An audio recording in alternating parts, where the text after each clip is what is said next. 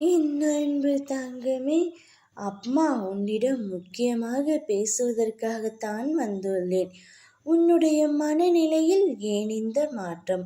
உன்னுடைய இயல்பு நிலை மாறி ஏன் இப்படி எதையும் உணராதது போல் வாழ்க்கையே மறுத்து போன மாதிரி ஏன் இந்த தோற்றம்?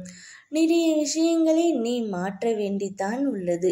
உனது கோபமும் அவசர புத்தியும் சகிப்புத்தன்மை இல்லாத நிலை, எதற்கெடுத்தாலும் எரிச்சலான எண்ணம், அகங்காரம் இவற்றை நீ மாற்றினால் நிம்மதியான சந்தோஷமுடைய வாழ்க்கையை நீ எய்துவாய்.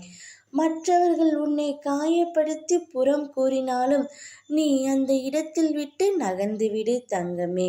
நீயும் அதையே செய்யாதே. பிறகு என் பிள்ளையான உனக்கும் அவர்களுக்கும் என்ன வித்தியாசம் இருக்கின்றது? உன்னுடைய பக்தி உண்மையானது, உன்னுடைய அன்பு தூய்மையானது.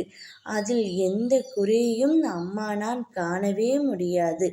நடக்கின்ற மாயையும் கர்மாவும் தான் உன் நிலையை தாழ்த்த செய்கின்றது.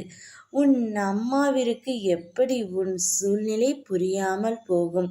உன்னை புரிந்து கொள்ளாமல் நான் எப்படி இருப்பேன் தங்கமே? உன்னை எனக்கு மிகவும் பிடிக்கும். தயவு செய்து என்னிடம் மட்டும் நடித்து விடாதே. நீ புண்ணிய ஆத்மாவாக உன்னை மாற்றிக்கொண்டால் இதுவே உனக்கு கடைசி ஜென்மம். இந்த உண்மையை அம்மா உன்னிடம் கூறுவதற்காகவே வந்துள்ளேன். அதற்கான நேரமும் காலமும் வரும் வரை பொறுமையாக இரு.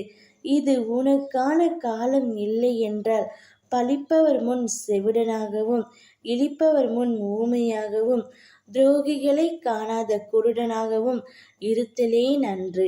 அடக்கிய ஐம்புலன்கள் எண்ணில் அடங்காத பலன்கள் தரும். உனக்கென்று ஒரு காலம் நிச்சயம் வரும். உன் அம்மா நான் அதை நிச்சயம் உருவாக்கி தருவேன். உனது கஷ்டங்களும் நிரந்தரமில்லை. என் நாமத்தினை என்றும் உன் மனதில் நீ கொள் தங்கமே. அதுவே என்றும் உன் ஆன்மாவிற்கு கவசமாகும். நீ நினைத்ததை நிச்சயமாக நான் நடத்தி கொடுக்கத்தான் போகின்றேன். உனக்கான நல்ல நேரமும் நல்ல காலமும் இன்னும் சற்று நேரத்தில் தொடங்கவிருக்கின்றது.